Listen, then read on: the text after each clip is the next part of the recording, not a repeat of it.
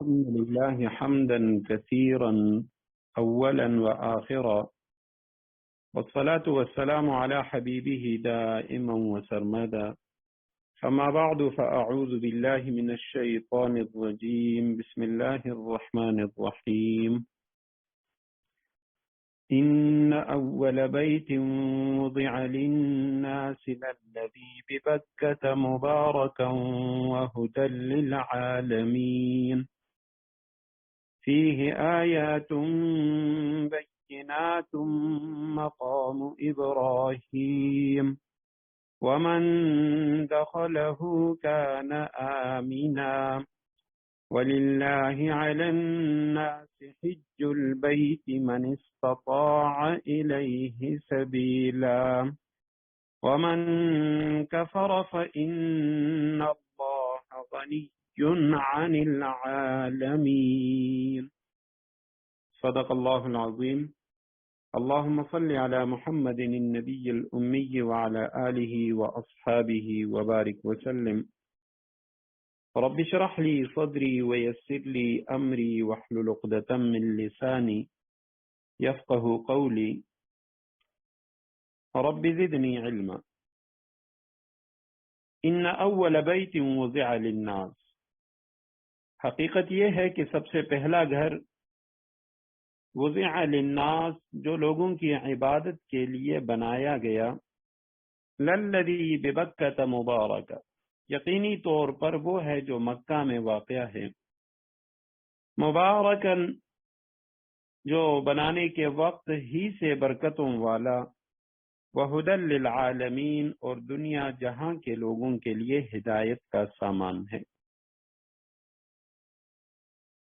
سب سے پہلی بات، آیت کریمہ میں خانہ کعبہ کی تعمیر کے حوالے سے اس پہ الحمدللہ ہم مختصر سی گفتگو کر چکے ہیں، اور اس پہ یعنی بہت تفصیلی طور پہ علماء نے خاص صرف خانہ کعبہ کی تعمیر پر یا مکہ المکرمہ کی تاریخ پر کتابیں لکھی ہیں، اور جس میں شہر کے حوالے سے اور خصوصاً خانہ کعبہ مسجد حرام کی تعمیر کے جو مختلف مراحل تھے اور اس کی جو تاریخ ہے اور اس کے اندر جو مقدس متبرک مقامات ہیں، ان سب پہ تفصیلی گفتگو موجود ہے، جس پہ گزشتہ کل میں نے اشارتاً کہا تھا کہ تاریخ مکہ المکرمہ جو مولانا محمد عبد المعبود صاحب، ان کی بڑی اچھی کتاب ہے، اردو میں 1000 تقریباً اس کے صفحات ہیں، اور پوری کتاب مکہ المکرمہ اور خاص طور پہ خانہ کعبہ مسجد حرام کی تاریخ اس میں موجود ہے۔ تو آیت کریمہ کا جو اگلا ٹکڑا ہے، ببکۃ مبارکن، وہ گھر جو لوگوں کی عبادت کے لیے سب سے پہلے بنایا گیا، جو مکہ میں واقع ہے اور بنانے کے وقت ہی سے برکتوں والا ہے۔ آیت کریمہ کا یہ ٹکڑا خانہ کعبہ بیت اللہ کی برکات کو بتا رہا ہے، اور یہ لفظ مبارک یہ برکت سے نکلا ہے۔ برکت کے معنی ہے بڑھنا، ثابت رہنا، قائم رہنا۔ پھر کسی چیز کا بڑھنا اس طرح بھی ہو سکتا ہے کہ اس کا وجود وہ کھلے طور پہ یعنی مقدار میں بڑھ جائے، اور برکت سے یہ بھی مراد ہے کہ اگرچہ اس کی مقدار میں کوئی اضافہ تو نہ ہو، لیکن اس سے کام اتنے نکلیں جتنے عادتاً اس سے زائد سے نکلا کرتے ہیں۔ تو اس کو یعنی معنوی طور پہ یہ زیادتی کہا جاتا ہے، برکت کہا جاتا ہے۔ تو برکت کے یہ دونوں مفہوم وہاں موجود ہیں۔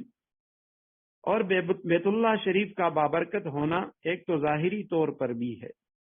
حضرت ابراہیم علیہ السلام کا واقعہ سورہ ابراہیم میں آیت نمبر 35 میں ہے کہ ابراہیم علیہ السلام خانہ کعبہ کے لیے دعا فرما رہے تھے، اور اس میں حضرت ابراہیم علیہ السلام فرماتے ہیں، میرے پروردگار، میں نے اپنے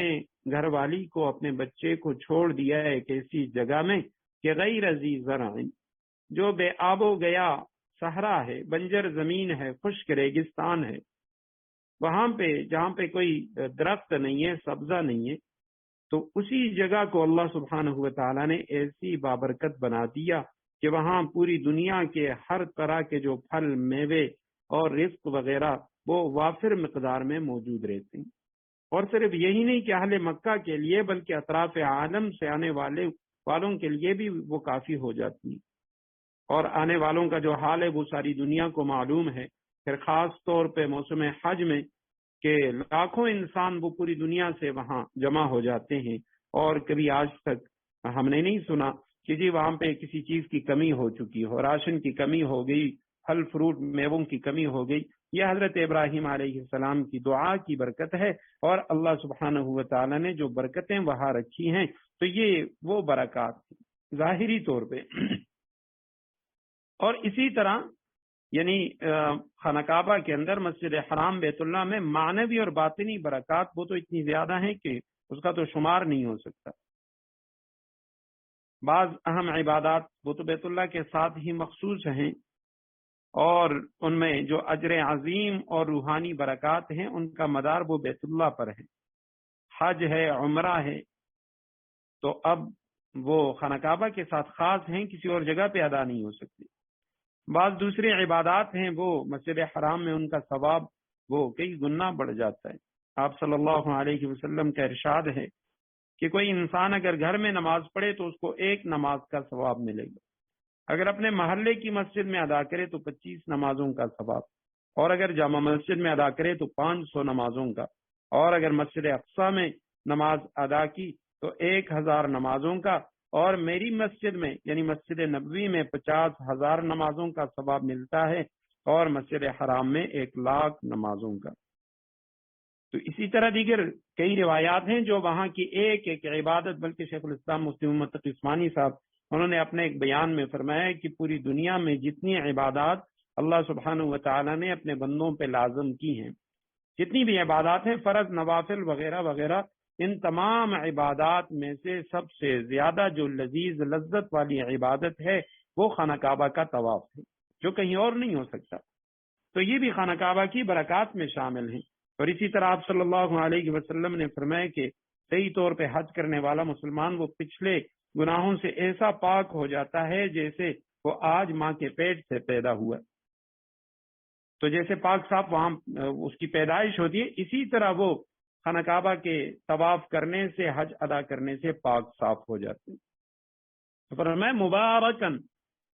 اللہ سبحانہ و تعالیٰ نے اس کو ابتدا ہی سے، بنانے کے وقت ہی سے اس کو مبارک جگہ بنایا ہے، ظاہری طور پہ بھی باطنی طور پہ بھی، ہر لحاظ سے وہاں برکتیں ہی برکتیں. وَهُدًى لِّلْعَالَمِينَ، اور دنیا جہاں کے لوگوں کے لیے ہدایت کا سامان ہے. یہاں ہدایت کا جو سرچشمہ ہے، منبع ہے، وہ خانہ کعبہ ہے، اور وہیں سے ہدایت یہ پھیلتی ہے. اور بہت سارے واقعات ہیں نبی علیہ السلام کے دور کے، صحابہ کرام تابعین کے دور کے، آج کے دور کے، کہ ایسے لوگ جو اسلام کے منکر تھے، اسلام کو نہ ماننے والے، تو انہوں نے خانہ کعبہ کو دیکھ کے اسلام قبول کی. امریکہ کی ایک خاتون کا واقعہ تبلیغی جماعت کی کارگزاری میں آیا کہ تبلیغی جماعت وہاں چلی گئی، تو وہاں اس علاقے میں مسلمانوں کی تعداد نہ ہونے کے برابر تھی. تو جماعت کے ساتھیوں کو کسی نے بتایا کہ یہاں ایک خاتون ہے جو انگریز ہے، عیسائی تھی، مسلمان ہو چکی ہے، اور وہ تبلیغی جماعت کے جو بڑے ہیں، امیر صاحب ہیں، ان سے ملنا چاہتی ہے، کچھ مسائل کے بارے میں وہ ڈسکس کرنا چاہتی ہے. کہتے ہیں وہ جماعت کے 2 ساتھی ان کی تشکیل ہوئی، جب وہ وہاں اس کے گھر چلے گئے تو وہاں پہ کوئی اور مسلمان نہیں ہے، وہ عیسائی خاتون، اس نے اسلام قبول کیا ہے، وہ اسلام کے بارے میں کچھ معلومات لینا چاہتی تھی، عبادات کے بارے میں. تو جماعت کے ساتھیوں نے جب اس سے پوچھا کہ آپ نے اسلام کیسے قبول کیا، تو اس خاتون نے بتایا کہ میں سعودی عرب میں امریکہ کی ایک کمپنی میں وہاں پہ نوکری کیا کرتی تھی، جاب کیا کرتی تھی، تو یہاں سے ہم سعودی عرب اس کمپنی کی یعنی کسی پروجیکٹ میں ہم سعودی عرب چلے گئے. تو جب وہاں چلے گئے تو میرے ساتھ ایک یعنی باقی کچھ لوگ بھی تھے، ایک نوجوان بھی تھا، تو بعد میں نے اسی سے شادی کر لی. سعودی عرب میں ہم تھے، وہاں ہم نے دیکھا کہ بہت سارے لوگ وہ خاص مخصوص لباس کے اندر وہاں آتے. تو میں نے اپنے شوہر سے پوچھا یہ لوگ کون ہیں؟ اس نے کہا یہ مسلمان ہیں، اور یہاں مسلمانوں کا خانہ کعبہ ہے، ان کا مرکز ہے، تو یہ لوگ اس کی زیارت کے لیے ادھر آتے ہیں. کہتے میں نے اسے کہا میں اسے دیکھنا چاہتا ہوں. اس نے کہا وہاں تو کوئی کافر نہیں جا سکتا، وہاں کافروں کو اجازت نہیں ہے جانے کی، صرف مسلمان جاتے ہیں. تو کہتے میں نے اپنے شوہر سے کہا کہ ہم کوشش تو کر سکتے ہیں، اگر ہمیں اجازت نہ ملی یا پکڑے گئے تو واپس آ جائیں گے. تو کہتے ہیں کہ ہم نے اسی طرح ارادہ کر لیا، ہم وہاں سے نکل گئے اور بہت سارے مسلمان وہ جا رہے تھے، ہم بھی چلے گئے، اور جس ناکے پہ وہاں پولیس کھڑی تھی تو جب وہاں ہم پہنچے تو ہم نے دیکھا کہ وہ پولیس سامنے ایک ہوٹل میں اس کے باہر بیٹھی ہوئی اور وہ لوگ کچھ کھانا پینا وہ کر رہے تھے، تو ہم وہاں سے نکل گئے۔ تو اسی یعنی مسلمانوں کی طرح جس طرح مسلمان وہاں چلے گئے تو ہم دونوں بھی وہاں چلے گئے۔ تو کہتے ہیں ہمیں کچھ پتہ نہیں تھا کہ کیا یہاں پہ کیا جاتا ہے، ہم نے کیا کرنا ہے۔ بس جیسے ہم مطاف میں اترے تو کہتے ہیں مطاف میں اترنے کے بعد وہاں پہ بے ساختہ یعنی شدت کے ساتھ میں نے رونا شروع کیا، میرے شوہر اس نے رونا شروع کیا، ہم بہت زیادہ روئے، وہاں کچھ عجیب کیفیات وہ ہمیں محسوس ہوئی۔ تو کہتے ہیں صرف خانہ کعبہ کو دیکھنے کی وجہ سے، ایک مرتبہ زیارت کرنے کی وجہ سے میں نے اسلام قبول کیا، میرے شوہر نے اسلام قبول کیا، اور اب اس کا انتقال ہو چکا ہے اور میں زندہ ہوں، تو میرے اسلام کی جو وجہ ہے وہ خانہ کعبہ۔ تو فرمایا ھدی للعالمین، تب دنیا جہاں کے لوگوں کے لیے یہ ہدایت کا سامان ہے۔ فیہ آیات بینات مقام ابراہیم، فیہ آیات بینات، اس میں روشن نشانیاں، مقام ابراہیم، مقام ابراہیم ہے، ومن دخلہ کان آمنا، اور جو اس میں داخل ہوتا ہے امن پا جاتا ہے۔ وللہ علی الناس حج البیت من استطاع الیہ سبیلا، اور لوگوں میں سے جو لوگ اس تک پہنچنے کی استطاعت رکھتے ہوں ان پر اللہ کے لیے اس گھر کا حج ادا کرنا فرض ہے۔ ومن کفر فإن اللہ غنی عن العالمین، اور کوئی انکار کرے تو اللہ دنیا جہاں کے تمام لوگوں سے بے نیاز ہے۔ فیہ آیات بینات، اس میں خانہ کعبہ میں بیت اللہ میں آیتن کی جمع نشانیاں ہیں، بینات روشن ظاہر، بینتن کی جمع۔ مقام ابراہیم، ان میں سے ایک مقام ابراہیم بھی ہے۔ ومن، اور جو شخص داخل ہوا بیت اللہ میں، کان آمنا، تو وہ امن پا جاتا ہے، وہ امن میں ہو جاتا ہے۔ آمنن اس میں فاعل کا صیغہ ہے، امن پانے والا۔ وللہ، اور اللہ کے لیے یعنی اللہ کا حق ہے، علی الناس لوگوں پر، حج البیت اس گھر کا حج ادا کرنا، اس گھر کا قصد کرنا، من استطاع الیہ سبیلا، جو شخص اس گھر تک پہنچنے کی استطاعت رکھتا ہو، طاقت رکھتا ہو۔ ومن کفر، اور جس نے انکار کیا، جو نہ مانا، فإن اللہ غنی، پس یقیناً اللہ بے نیاز ہے، غنی ہے، عن العالمین، دنیا جہاں کے تمام لوگوں سے۔ من استطاع، حج البیت، حج اور حج یہ دونوں لفظ جو ہیں یہ حج کے لیے استعمال ہو چکے ہیں قرآن کریم میں۔ پہلے پارے میں ہم پڑھ چکے ہیں الحج اشہر معلومات، وہاں حج کا لفظ ہے اور یہاں حج کا لفظ، دونوں کے معنی ہے قصد کرنا۔ حج اور حج کے اصل معنی ہے قصد کرنا، اور اسی سے ایک لفظ ہے آمین، اما یا امو، اس کے معنی بھی قصد کرنا۔ آمین البیت الحرام، یہ لفظ بھی قرآن میں آ چکا ہے۔ من استطاع، استطاعت کے معنی طاقت رکھنا، الیہ سبیلا، سبیل راستے کو کہا جاتا ہے، مذکر مؤنث دونوں طرح سے قرآن میں مستعمل ہے۔ قل ھذہ سبیلی، وہاں پہ یہ لفظ مؤنث استعمال ہو چکا ہے، اور اسی طرح سبیل یہ لفظ مذکر بھی استعمال ہو چکا ہے۔ ومن کفر فإن اللہ غنی، پس یقیناً اللہ بے پرواہ ہے، اللہ کو پرواہ نہیں، اللہ غنی بے نیاز ہے، عن العالمین، تمام جہاں کے لوگوں سے۔ فرمایا بیت اللہ میں روشن نشانیاں ہیں، ان میں جو پہلی نشانی ہے وہ ہے مقام ابراہیم۔ بیت اللہ کی 3 خصوصیات آیت کریمہ کے اندر بیان کی گئیں، ان میں سے پہلی خصوصیت مقام ابراہیم، کہ خانہ کعبہ کے اندر مقام ابراہیم وہ موجود ہے۔ مقام ابراہیم کے بارے میں پہلے پارے میں بھی ہم پڑھ چکے ہیں، واتخذوا من مقام ابراہیم مصلی، اور یہ مقام ابراہیم جو ہے یہ یعنی خانہ کعبہ میں کعبہ شریف کے دروازے کے سامنے تقریباً 11 میٹر کے فاصلے پر یعنی ایک پتھر ہے، اور آپ صلی اللہ علیہ وسلم نے اس پتھر کے حوالے سے فرمایا کہ حجر اسود اور مقام ابراہیم یہ جنت کے یاقوتوں میں سے 2 یاقوت ہیں، اور اللہ تعالیٰ نے ان کی روشنی کو بند کر دیا ہے، ورنہ یہ مشرق سے مغرب تک ہر ایک چیز کو منور کر دیتے۔ اور اسی طرح لکھا ہے کہ سیدنا ابراہیم خلیل اللہ علیہ السلام جب کعبہ تعمیر فرما رہے تھے تو یہ پتھر حکم ربی سے خود بخود اوپر نیچے ہوتا، یعنی جب انہیں اوپر کام کرنے کی ضرورت ہوتی، یہ پتھر اوپر ہو جاتا اور جب نیچے آتے تو یہ نیچے ہو جاتا اور آگے بڑھتا تھا۔ تو اس طرح یہ خانہ کعبہ کی تعمیر میں حضرت ابراہیم علیہ السلام کا ممد اور معاون ثابت ہوا۔ اب یہ مقام ابراہیم سے کیا مراد ہے؟ فی آیاتم بیناتم مقام ابراہیم، مقام ابراہیم سے اب بعض حضرات مفسرین نے بلکہ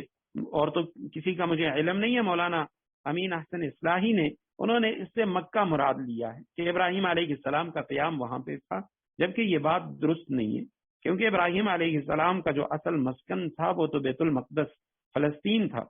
اور یہاں تو وہ ان کے کچھ اسفار ہوئے ہیں مختصر، سب سے پہلے بچوں کو یہاں چھوڑ دیا اور پھر ایک دو بار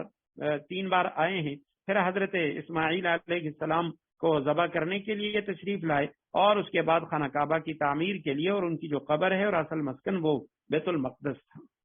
تو لہٰذا یہ تفسیر اور یہ تعبیر جو ہے یہ درست نہیں ہے۔ البتہ اس کے علاوہ جو ہمارے بڑے مفسرین ہیں انہوں نے لکھا ہے، یا مورخین کے جو اقوال ہیں، ان میں سے پہلا قول تو یہ ہے کہ یہی وہ پتھر ہے جس پر ابراہیم علیہ السلام نے کھڑے ہو کے کعبہ شریف تعمیر فرمایا تھا۔ دوسرا قول یہ ہے کہ یہ مقام ابراہیم کا یہ جو پتھر ہے یہ وہ پتھر ہے جس پر ابراہیم علیہ السلام نے پاؤں رکھا اور آپ کا سر مبارک آپ کی بہو نے دھویا تھا جب اسماعیل علیہ السلام سے ملنے کے لیے آئے تھے، اور وہ گھر پہ نہیں تھے، وہ تفصیلی واقعہ انشاءاللہ اپنی جگہ پہ آئے گی۔ تیسرا قول یہ ہے کہ سیدنا ابراہیم خلیل اللہ علیہ السلام جب اپنی زوجہ محترمہ حضرت ہاجرہ اور سیدنا اسماعیل علیہ السلام کی ملاقات کے لیے مکہ مکرمہ تشریف لاتے تو سواری سے اترتے اور چڑھتے وقت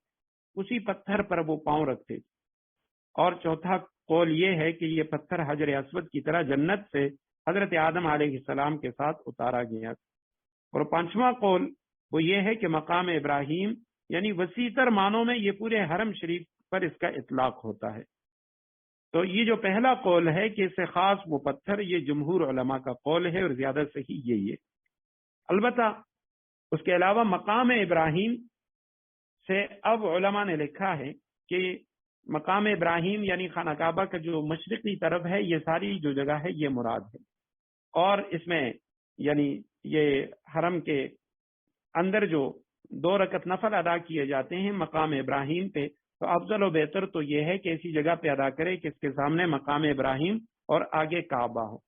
لیکن اگر ایسا نہ ہو، وہاں جگہ نہ ملے، تو حرم شریف میں کسی بھی جگہ ادا کر لے تو وہ جو 2 رکعت ہیں وہ ادا ہو جاتی۔ تو یہ مقام ابراہیم کے بارے میں یہ 5 اقوال تھے، اور اس میں جمہور علماء ان کا قول یہی ہے کہ پہلا جو قول ہے وہ صحیح ہے، اور احادیث سے بھی اس کی تائید اور تصدیق ہوتی ہے۔ اور یہ مقام ابراہیم اس کی بھی اپنی تاریخ ہے، اس پہ کئی ادوار گزرے ہیں، کئی مرتبہ یہ گم بھی ہو چکا ہے، اور اس کی جو تفصیل ہے وہ بھی اسی کتاب کے اندر موجود ہے، تاریخ مکہ المکرمہ میں۔ سیدنا فاروق اعظم رضی اللہ تعالیٰ عنہ نے جہاں یہ مقام ابراہیم کو اپنے دست حق سے انہوں نے نصب فرمایا تھا، یہ اسی جگہ آج بھی موجود ہے، اور علماء نے لکھا یہ انشاءاللہ قیامت تک اسی جگہ یہ موجود ہوگا۔ 1377 ہجری میں سعودی حکومت نے طواف کرنے والوں کے لیے کہ ان کو اس وجہ سے تکلیف ہوتی ہے، اور ان کے تکلیف کے پیش نظر انہوں نے اسے مطاف سے باہر منتقل کرنے کا ارادہ کیا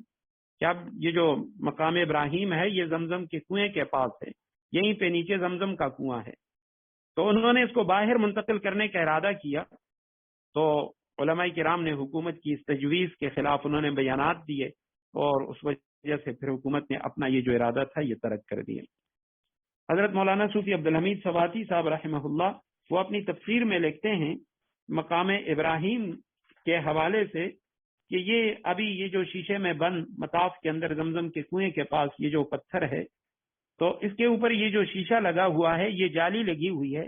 تو لکھا ہے کہ سعودی حکومت نے یہ شیشے کا خول 35 لاکھ ریال میں امریکہ سے خصوصی طور پہ تیار کروایا تھا، اور بیک وقت انہوں نے 2 خول بنائے تھے تاکہ اگر ایک ٹوٹ جائے تو دوسرا وہاں رکھ دیا جائے، اور یہ ایک خاص قسم کے شیشے سے بنا ہے جو یعنی موسمی اثرات سے وہ شیشہ محفوظ رہتا ہے۔ تو فی آیات بینات، اس میں واضح نشانیاں ہیں، ان میں سے مقام ابراہیم ایک مقام ابراہیم ہے، ومن دخلہ کان آمنا، اور جو اس میں خانہ کعبہ میں داخل ہوتا ہے امن پا جاتا ہے۔ فتح مکہ کے موقع پہ بھی آپ صلی اللہ علیہ وسلم نے فرمایا تھا کہ جو خانہ کعبہ میں داخل ہوا وہ امن میں ہے، جو ابو سفیان کے گھر میں داخل ہوا اس کو بھی امن ہے، اور جس نے اپنے گھر کا دروازہ بند کر لیا اس کے لیے بھی امن ہے۔ اور یہ ایک ہی موقع تھا کہ خانہ کعبہ اس کا جو امن ہے وہ رسول اللہ صلی اللہ علیہ وسلم کے لیے اللہ سبحانہ و تعالیٰ نے اٹھا دیا تھا، اور آپ صلی اللہ علیہ وسلم کو جہاد کی اجازت دی تھی۔ باقی سے پہلے بھی مشرکین مکہ وہ بھی حرم کا احترام کیا کرتے تھے اور وہاں اپنے دشمن کو کچھ نہیں کہتے، بلکہ سورہ مائدہ کی ایک آیت کریمہ میں تو فرمایا کہ یہ جو حرم شریف ہے، کعبۃ اللہ ہے، یہ جعل اللہ الکعبۃ البیت الحرام قیاما للناس، یہ دنیا کی بقا، ساری انسانیت کی بقا کا جو ذریعہ ہے وہ خانہ کعبہ ہے، کہ جب تک خانہ کعبہ قائم ہے تو دنیا پہ انسان بھی قائم ہوں گے۔ اور آپ صلی اللہ علیہ وسلم نے فرمایا کہ قرب قیامت میں ایک حبشی بادشاہ وہ خانہ کعبہ کو گرا دے گا، اور یہ قیامت کی نشانیوں میں سے ہوگا، حج کو موقوف کر دے گا، خانہ کعبہ کو گرا دے گا، یہ بالکل قیامت کی قریب تر نشانیوں میں سے۔ وَلِلَّهِ عَلَى النَّاسِ حِجُّ الْبَيْتِ مَنِ اسْتَطَاعَ إِلَيْهِ سَبِيلًا، تو ان میں سے یہ مقام ابراہیم اور خانہ کعبہ کے اندر امن، تو علماء نے لکھا ہے کہ یہاں پہ مقام ابراہیم اس سے پہلے من کا لفظ ہے، یعنی یہ جو روشن نشانیاں ہیں ان میں سے ایک نشانی وہ مقام ابراہیم ہے، وگرنہ حجر اسود وہ بھی روشن نشانی ہے، اور اسی طرح یہ جو خانہ کعبہ کے ساتھ خانہ کعبہ کے جو دیگر مقدس ٹکڑے ہیں، رکن یمانی ہے، حتیم ہے، اور زمزم کا کنواں ہے، اور اسی طرح باہر جو کچھ جگہ ہیں، تو یہ ساری جمرات، کنکریاں مارنا شیاطین کو، یہ ساری اللہ سبحانہ و تعالیٰ کی اور نبی علیہ السلام کے حق اور سچ ہونے کی واضح نشانیاں ہیں۔ ساتھ جو کنکریاں شیاطین کو ماری جاتی ہیں، شیخ جلال الدین سیوطی رحمہ اللہ نے خصائص کبریٰ میں فرمایا کہ آپ صلی اللہ علیہ وسلم کے بعض معجزات ایسے ہیں کہ جو آپ صلی اللہ علیہ وسلم کی وفات کے بعد بھی موجود اور قائم ہیں، اور یہ قیامت تک باقی رہیں گے، اور ہر شخص ان کا مشاہدہ کر سکے گا۔ ان میں سے ایک تو قرآن کریم ہے کہ ساری دنیا اس کی مثال لانے سے عاجز ہے، اور جیسے یہ نبی علیہ السلام کے دور میں تھا اسی طرح آج بھی ہے اور قیامت کی صبح تک ہوگا۔ اور دوسری چیز وہ جمرات ہیں، شیاطین کو جو کنکر مارے جاتی، تو ان پر پھینکی ہوئی جو کنکریاں ہیں وہ روایات میں آتا ہے کہ فرشتے اس کو اٹھا لیتے ہیں، جن لوگوں کا حج قبول ہو جاتا ہے ان کے وہ کنکر فرشتے اٹھا لیتے ہیں، اور صرف ان بدنصیب لوگوں کی کنکریاں وہ رہ جاتی ہیں جن کے حج قبول نہیں ہوتے۔ تو اب وہاں پہ کتنے لاکھوں لوگ وہ کنکر مارتے ہیں، لیکن وہاں پہ آج تک کوئی ڈھیر وہ نظر نہیں آتا کہ بھی اتنے زیادہ کنکر، سوائے ان لوگوں کے جن کا حج قبول نہیں ہوتا، وہ ان کے کنکر باقی رہ جاتے ہیں، اور باقی کے جو کنکر ہیں وہ فرشتے اٹھا لیتے ہیں۔ اور آخر میں فرمایا وَلِلَّهِ عَلَى النَّاسِ حِجُّ الْبَيْتِ مَنِ اسْتَطَاعَ إِلَيْهِ سَبِيلًا، کہ جو شخص وہاں جانے کی طاقت رکھتا ہو اس پہ بیت اللہ کا حج ادا کرنا وہ لازم ہے۔ اب استطاعت سے کیا مراد ہے؟ تو امام اعظم ابو حنیفہ رحمہ اللہ وہ فرماتے استطاعت سے مراد ہے اس کے پاس اتنا مال ہو کہ وہ وہاں جا سکے، سفر کر سکے، اور اس دوران اپنے گھر والوں کے پاس بھی ان کا جو گھر کا خرچہ ہے وہ چھوڑ سکے، اور اسی طرح اس کی صحت وہ بھی ٹھیک ہو کہ وہ جا سکے۔ بعض علماء انہوں نے لکھا ہے کہ صرف مالدار ہونا کافی ہے، اگر خود نہیں جا سکتا کسی اور کو بھیج دے، لیکن امام اعظم ابو حنیفہ رحمہ اللہ وہ فرماتے ہیں کہ صحت اور اسی طرح مالداری یہ دونوں شرائط ہیں کہ وہ بیمار نہ ہو، معذور نہ ہو، اور اسی طرح غریب نہ ہو، تو اس شخص پہ خانہ کعبہ کا حج ادا کرنا وہ لازم ہے۔ اور ایک روایت میں ترمذی شریف کی روایت بھی ہے اور دارمی شریف کی روایت ہے، آپ صلی اللہ علیہ وسلم نے فرمایا جس پہ حج لازم ہو، یعنی وہ سفر کے جو اخراجات ہیں، حج کے اخراجات وہ برداشت کر سکتا ہو، اور اس کو کوئی بیماری بھی نہ روکے، اور کوئی ظالم بادشاہ بھی اس کو نہ روکے، پھر بھی وہ حج ادا نہ کرے، تو فلیمت انشاء یہودین، کہ اس کی مرضی وہ چاہے یہودی مرے یا نصرانی مرے، یعنی اس کی یہ جو موت ہے یہ مسلمانوں والی موت نہیں ہے، یہود و نصارہ والی موت ہے کہ حج اس پہ واجب ہونے کے باوجود اس نے حج ادا نہیں کی۔ وَلِلَّهِ عَلَى النَّاسِ حِجُّ الْبَيْتِ، اور ان جو لوگ اس تک پہنچنے کی استطاعت رکھتے ہوں ان پر اللہ کے لیے اس گھر کا حج ادا کرنا فرض ہے۔ وَمَنْ كَفَرَ فَإِنَّ اللَّهَ غَنِيٌّ عَنِ الْعَالَمِينَ، اور جو کوئی انکار کرے تو اللہ دنیا جہاں کے لوگوں سے بے نیاز ہے۔ قل یا اہل الکتاب لم تکفرون بآیات اللہ واللہ شہید علی ما تعملون، کہہ دو کہ اے اہل کتاب، قل کہہ دو یا اہل الکتاب، اے اہل کتاب، لما تکفرون بآیات اللہ، تم کیوں انکار کرتے ہو اللہ کی آیتوں کا، اللہ کی آیتوں کا انکار کیوں کرتے ہو؟ واللہ شہید علی ما تعملون، جو کچھ تم کرتے ہو اللہ اس سب کا گواہ ہے، اللہ سبحانہ وتعالی سب کچھ دیکھ رہا ہے۔ قل یا اہل الکتاب، اے اہل کتاب، کہہ دیجئے اے اہل کتاب، لم تصدون، تم کیوں روکتے ہو، تصدون عن سبیل اللہ، لوگوں کو اللہ کے راستے کیوں روکتے ہو، اللہ کے راستے سے، من آمن تبغونہا عوجا، جو لوگ ایمان لائے مومن لوگوں کے لیے، تبغونہا عوجا، تم ٹیڑھ پیدا کرنے کی کوشش کرتے ہو، رکاوٹ ڈالتے ہو، اللہ کے راستے سے اسے روکتے ہو، اور تبغونہا عوجا، اللہ کے راستے میں تم کجی تلاش کرتے ہو، وانتم شہداء، جبکہ تم خود حقیقت حال کے گواہ ہو، وما اللہ بغافل عما تعملون، اور اللہ سبحانہ وتعالی اس سے غافل نہیں ہے، جو کچھ تم کر رہے ہو اللہ اس سے غافل نہیں ہے۔ یا اہل الکتاب، اے کتاب والو، تصدون، صد یصد سے روکنا، تم روکتے ہو، اور یہ لفظ رکنا یعنی لازم متعدی دونوں معنی دیتا ہے قرآن کریم میں، یصدون عنک صدودا، لازم بھی یہ لفظ استعمال ہوا ہے، خود روکنا اور دوسروں کو روکنا۔ سبیل، راستہ، مذکر مؤنث دونوں اس طرح کا اس کا استعمال ہے قرآن کریم میں، قل ھذہ سبیلی، ھذہ مؤنث کے ساتھ اس کی طرف اشارہ کیا گیا، اور ھذا سبیل ربک، یہاں پہ یہ لفظ مذکر استعمال ہو چکا ہے۔ آگے لفظ ہے تبغونہا، تم اس کو چاہتے ہو، تم تلاش کرتے ہو، عوجن، ٹیڑھا یعنی ٹیڑھ پن، کجی اس میں تلاش کرتے ہو، وانتم شہداء، اور تم گواہ ہو، تم خود حقیقت حال سے واقف ہو، حقیقت حال کے گواہ ہو، وما اللہ بغافل عما تعملون، اللہ سبحانہ وتعالی غافل نہیں ہے جو کچھ تم کرتے ہو۔ یہ قل یا اہل الکتاب لم تکفرون، یہاں سے لے کے آگے کئی آیات تک یہ یعنی ایک واقعے کا شان نزول ہے قرآن کریم میں۔ یہاں پہ اللہ سبحانہ وتعالی نے یہودیوں سے بھی خطاب کیا ہے، مسلمانوں سے بھی خطاب کیا ہے، اور کچھ ایسے لوگ جو درمیان میں تھے تو ان لوگوں سے بھی خطاب کیا ہے۔ اور اس کا پس منظر یہ ہے، یہاں یہ آیت نمبر 108 سے لے کر یعنی یہاں سے لے کر آیت نمبر 108 تک، آیت نمبر 98 سے لے کر 108 تک، تو ان آیات میں ایک خاص واقعے کی طرف اشارہ ہے، اور اس بارے میں یہ نازل ہے۔ واقعہ یہ ہے کہ کئی بار ہم پڑھ چکے ہیں کہ مدینہ منورہ میں جو بڑے قبائل تھے، جس طرح یہودیوں کے 3 قبیلے تھے، تو اسی طرح مشرکین کے 2 بڑے قبائل تھے، اوس اور خزرج،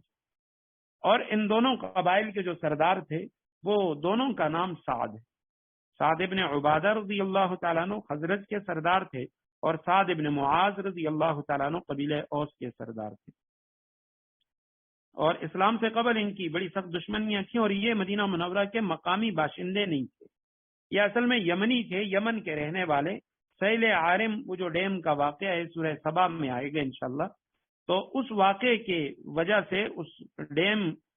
کے ٹوٹنے کی وجہ سے یہ لوگ وہاں سے منتقل ہو کے مدینہ منورہ آ گئے۔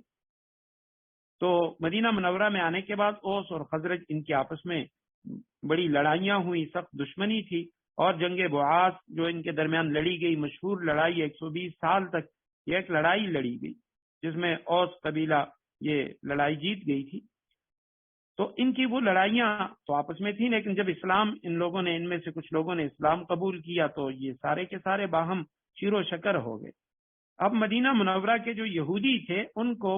ان اوس اور خزرج والوں کا یہ اتحاد، یہ ایک آنکھ نہ بایا، اور ہر وقت وہ ان میں پھوٹ ڈالنے کی کوشش کرتے رہے۔ تو ایک موقع پہ ایسا ہوا کہ دونوں قبیلوں کے مسلمان وہ ایک مجلس میں بیٹھے ہوئے تھے، اور آپس میں گپ شپ ہو رہی ہے، گفتگو ہو رہی ہے، اور محبتوں کا اظہار ہو رہا ہے۔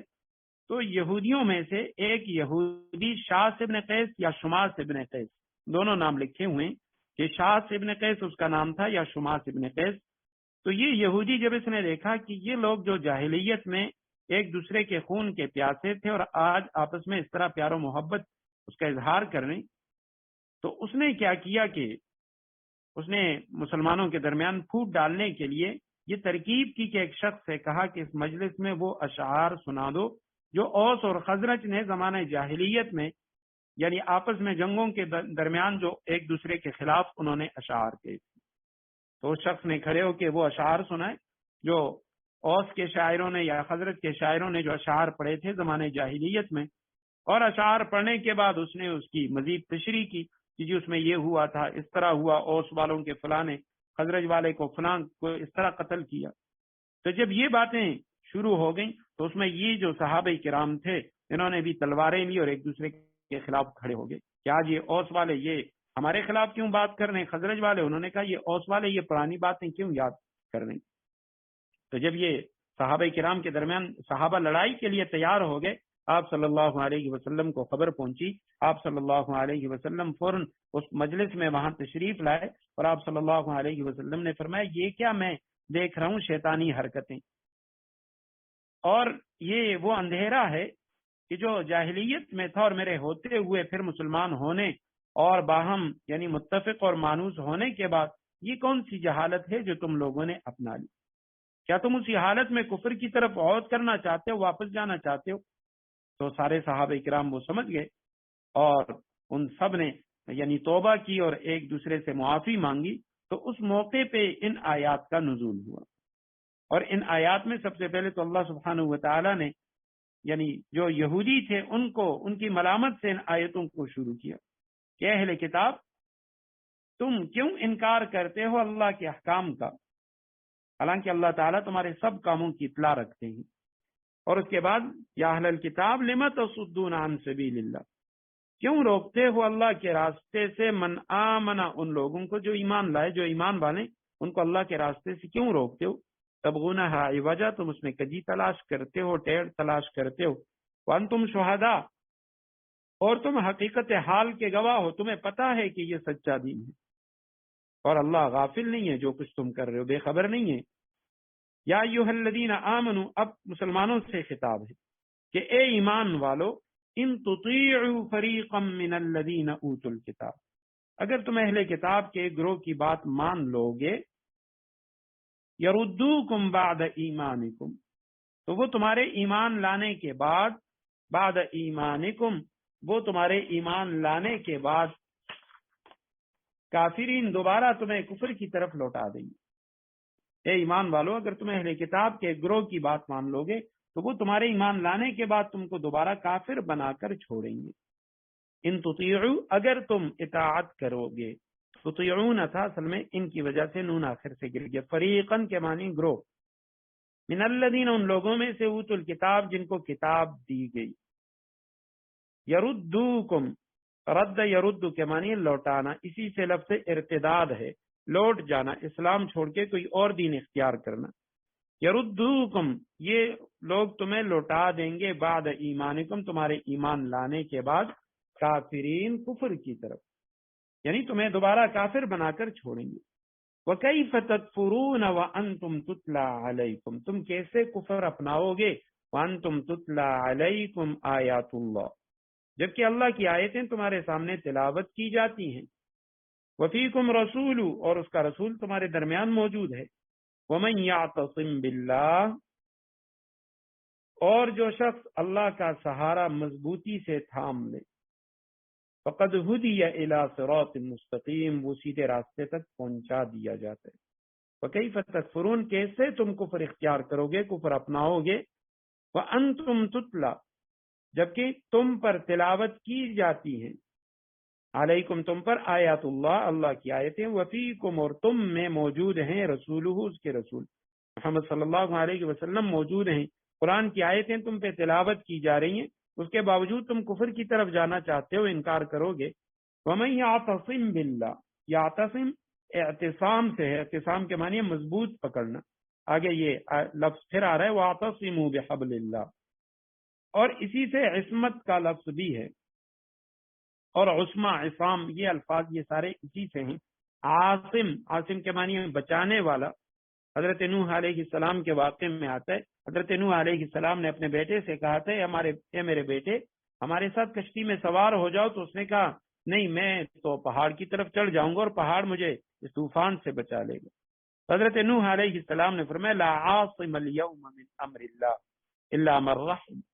تو عاصم کے معنی بچانے والا، اعتصام کے معنی مضبوط پکڑنا۔ ومن یعتصم باللہ، اور اللہ کی سنت یہ ہے جو شخص اللہ کا سہارا مضبوطی سے تھام لے، پکڑ لے، فقد ہدی الی صراط، پس یقیناً ہدیہ اس کی رہنمائی کی جاتی ہے، مجہول کا صیغہ ہے، اس کو راستہ دکھایا جاتا ہے، اس کی رہنمائی کی جاتی ہے، الی صراط مستقیم، سیدھے راستے کی طرف، یعنی اسے سیدھے راستے تک پہنچا دیا جاتا ہے۔ یا ایھا الذین آمنوا اتقوا اللہ حق تقاتہ ولا تموتن الا وانتم مسلمون۔ سورہ ال عمران کا یہاں سے رکوع 11واں رکوع شروع ہو گیا۔ اے ایمان والو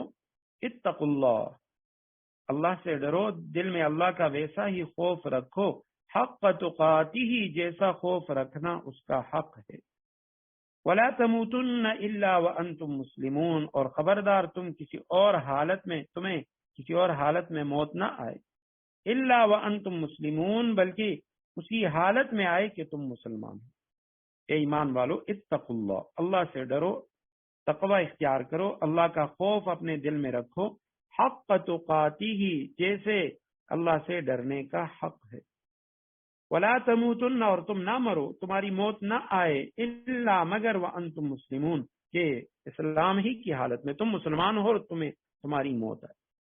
تو یہاں پہ مسلمانوں کے اس جھگڑے کو ختم کرنے کے لیے اللہ سبحانہ و تعالیٰ فرماتے ایمان والو اتقوا اللہ، تقوی اختیار کرو، خدا خوفی اختیار کرو، دل میں اللہ کا خوف رکھو، حق تقاتہ، جیسا اللہ سے ڈرنے کا حق ہے،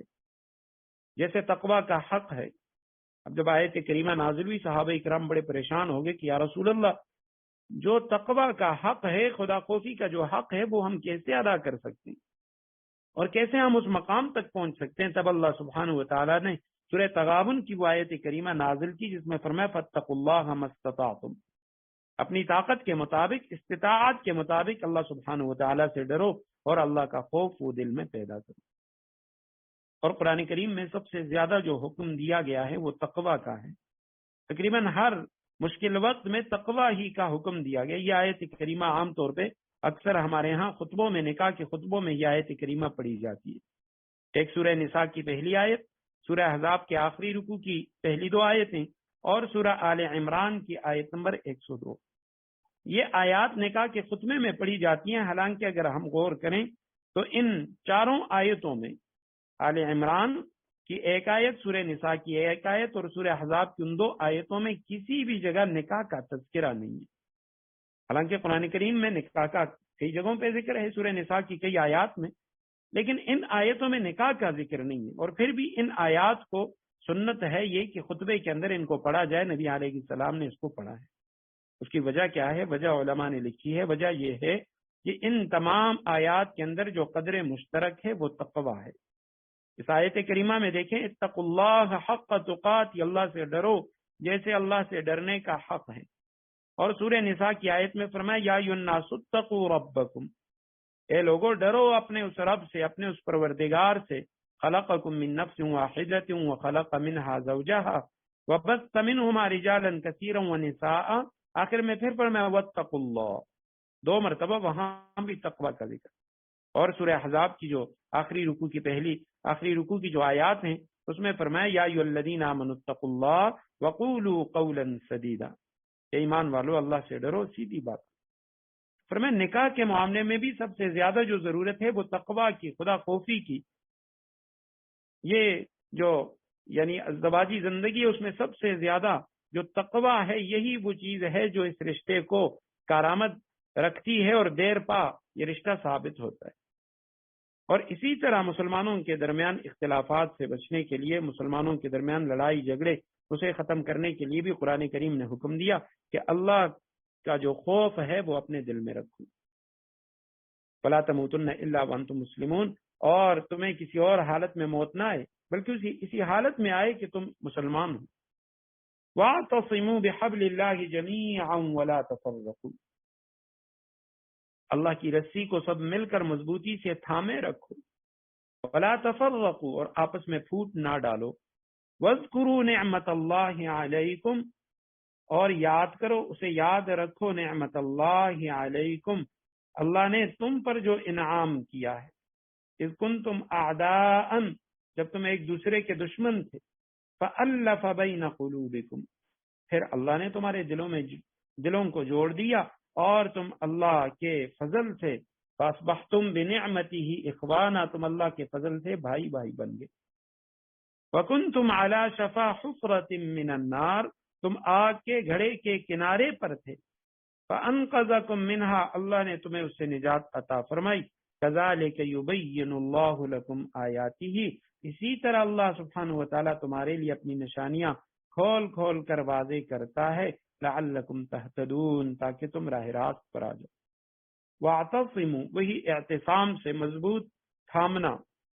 اللہ سبحانہ و تعالیٰ کی رسی کو مضبوطی سے تھامنا، بحبل اللہ، اللہ کی رسی کو،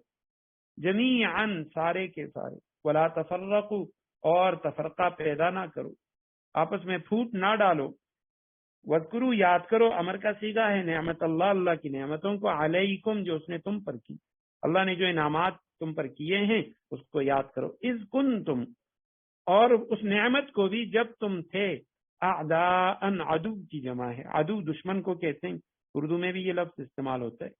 تم دشمن تھے آپس میں، فألف، بس اس نے الفت دی، اس نے محبت ڈال دی، تالیف کے معنی جمع کرنا، الفت پیدا کرنا، اردو میں عام طور پہ کوئی شخص کسی کتاب کے اندر کچھ چیزوں کو جمع کرتا ہے تو کہا جاتا ہے یہ فلاں کی تالیف ہے، مؤلف اس کے اوپر لکھا جاتا ہے کتاب کا مؤلف فلاں، جمع کرنے والا، ایک تصنیف ہوتی ہے، ایک تالیف ہوتی ہے، تصنیف اس کتاب کو کہا جاتا ہے جس کے اندر کوئی شخص اپنی کوئی ریسرچ کرے اور خاص کسی نئے زاویے سے اس کے اندر کوئی تحقیق کرے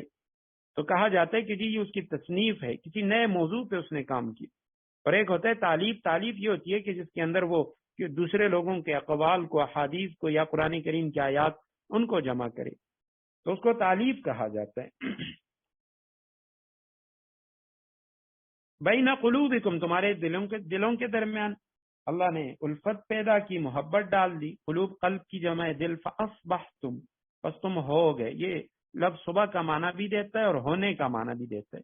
تم نے صبح کی یا تم ہو گئے، بنعمتی ہی، اس کی نعمت، اس کے انعام سے، اخوانن، اخ بھائی کو کہتے ہیں، اخوان اس کی جمع ہے، بھائی بھائی بن گئے، وکنتم، اور تھے تم لوگ، علی شفا حفرۃ، علی کے معنی پر، شفا کنارے کو کہتے ہیں، ہلاکت کے قریب ہونے کے لیے یہ ضرب المثل ہے، شفا حفرہ، کہ وہ ہلاکت کے کنارے پر ہے، ہلاکت کے بالکل قریب ہے، اور اس کے مقابلے میں شفا کا لفظ ہے، شفا کے معنی بیماری سے نجات، اکثر لوگ اس کے لیے بیماری سے نجات کے لیے، صحت یابی کے لیے شفا کا لفظ استعمال کرتے ہیں، وہ غلط ہے، شفا کنارے کو کہتے ہیں اور شفا کے معنی ہے بیماری سے صحت یابی۔ حفرہ گھڑے کو کہا جاتا ہے، حفرہ کے معنی ہے زمین کھودنا، اور گرامر کی کلاس میں ہم پڑھ چکے ہیں کہ اس میں اعلیٰ، اس میں ظرف، یہ عربی کے اندر بڑی خوبی ہے کہ ایک لفظ بندہ یاد کرے تو اس سے ملتے جلتے باقی الفاظ وہ خود بخود یاد ہو جاتی، مثلا حفرہ کے معنی ہے زمین کھودنا، حفر اس کی جمع ہے، اگر اسی سے ہم اس میں اعلیٰ جو مفعل کے وزن پہ آتا تھا محفر، تو محفر یہ بیلچے کو کہا جاتا ہے جس چیز سے زمین کو کھودا جائے، حفار کا لفظ ہے گورکن کو کہتے ہیں کیونکہ وہ زمین کو کھودتا ہے تو اس کو حفار کہتے ہیں عربی۔ تو حفرت من النار، تم آگ کے گھڑے کے کنارے پر تھے، فانقذکم، انقذا کے معنی ہے بچانا، ہٹانا، کسی خطرے یا ہلاکت سے خلاصی دینا، انقذا اس نے بچایا، کم تمہیں، منہا اس گڑھے سے،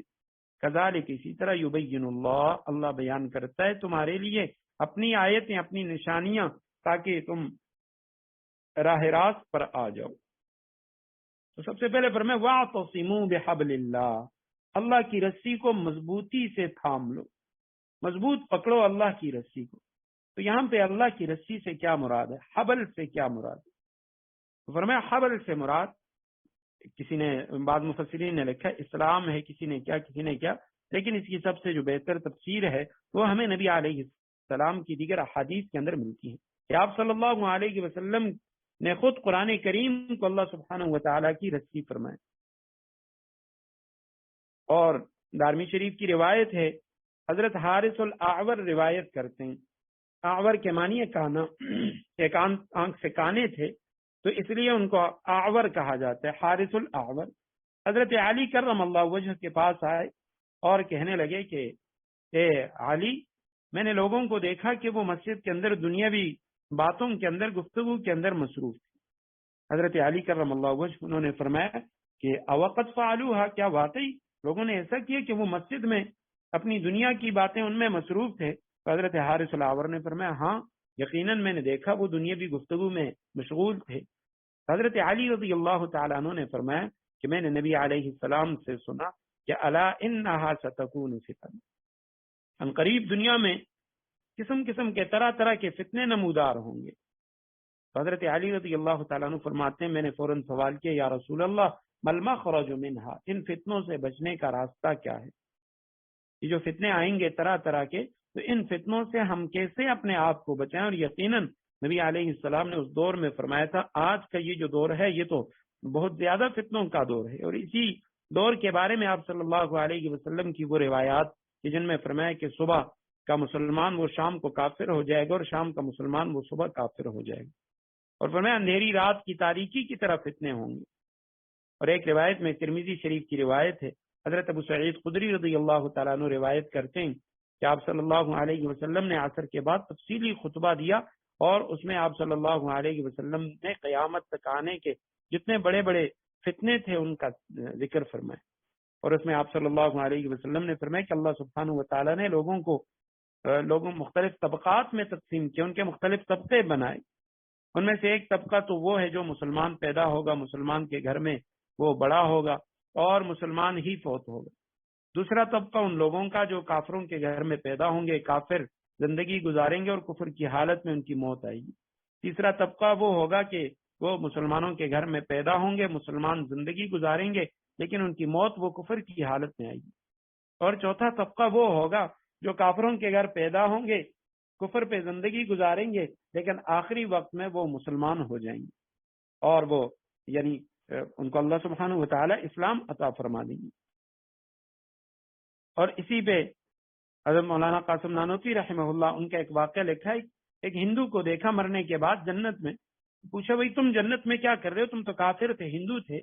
اس نے کہا کہ میں نے مرتے وقت ان کہی کہہ ڈالی، ان کے ہاں ان کہی وہ کلمہ طیبہ لا الہ الا اللہ محمد رسول اللہ اس کو کہتے ہیں، اور ان کا یہ دعویٰ ہے کہ ہماری کتابوں کے اندر اس کا تذکرہ بھی ہے کہ ہم میں سے وہ لوگ جو حالت نزا میں جن کی روح وہ نہیں نکلتی اور ان پہ سختی ہوتی ہے تو ہم اسے کہتے ہیں کہ تم ان کہی کہہ ڈالو، یہ کلمہ کہہ دو۔ وہ جب کلمہ پڑھتے ہیں تو ان کی روح وہ پرواز کر جاتی۔ پر میں اس کافر نے، ہندو نے کہا میں نے مرتے وقت ان کہی کہہ ڈالی تھی، اس وجہ سے میں جنت میں۔ تو آپ صلی اللہ علیہ وسلم نے فرمایا طرح طرح کے فتنے ہوں گے۔ حضرت علی رضی اللہ تعالیٰ عنہ پوچھتے ہیں یا رسول اللہ ان فتنوں سے بچنے کا راستہ کیا ہے؟ آپ صلی اللہ علیہ وسلم نے فرمایا کتاب اللہ،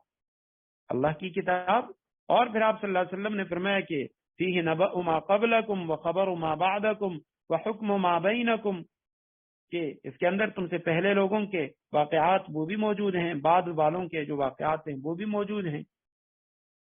تو اس میں آپ صلی اللہ علیہ وسلم نے فرمایا وَهُوَ حَبْلُ اللَّهِ الْمَتِينُ، اور یہ قرآن یہ اللہ سبحانہ و تعالیٰ کی مضبوط رسی ہے۔ تو آپ صلی اللہ علیہ وسلم نے خود اس روایت میں قرآن کریم کو حبل اللہ کہا، اللہ کی رسی۔ اور ایک اور روایت میں آپ صلی اللہ علیہ وسلم نے فرمایا کہ یہ قرآن کریم جو تم لوگوں کے اندر موجود ہے یہ حبل اللہ ہے، اللہ سبحانہ و تعالیٰ کی رسی ہے۔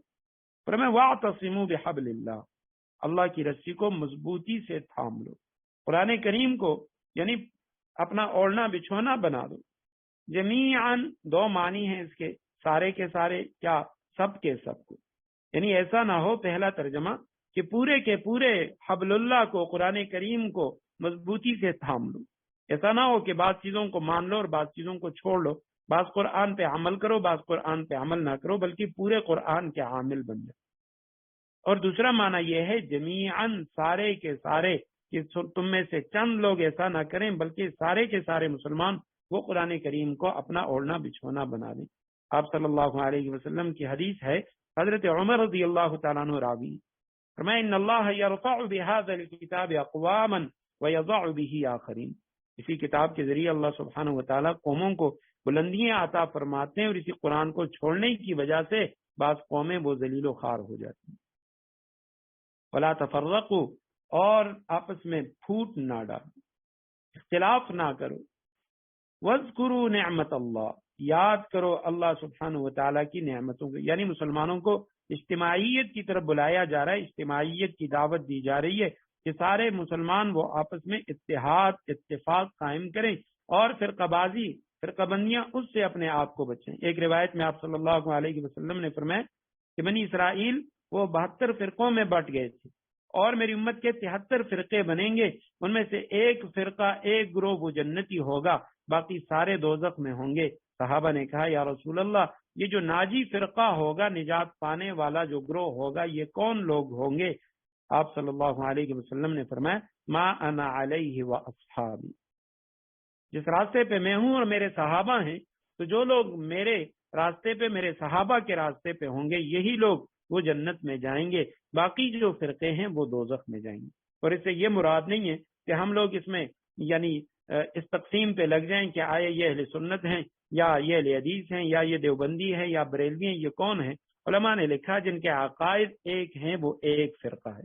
جن لوگوں کے عقائد بھی ایک ہیں، یہ تو بات کی تقسیمیں ہیں وغیرہ، اہل حدیث اور دیوبندی بریلوی وغیرہ وغیرہ، لیکن جن کے بنیادی عقائد وہی ہیں، اعمال وہی ہیں جو آپ صلی اللہ علیہ وسلم کے تھے اور صحابہ کے تھے، یہ لوگ ناجی ہیں۔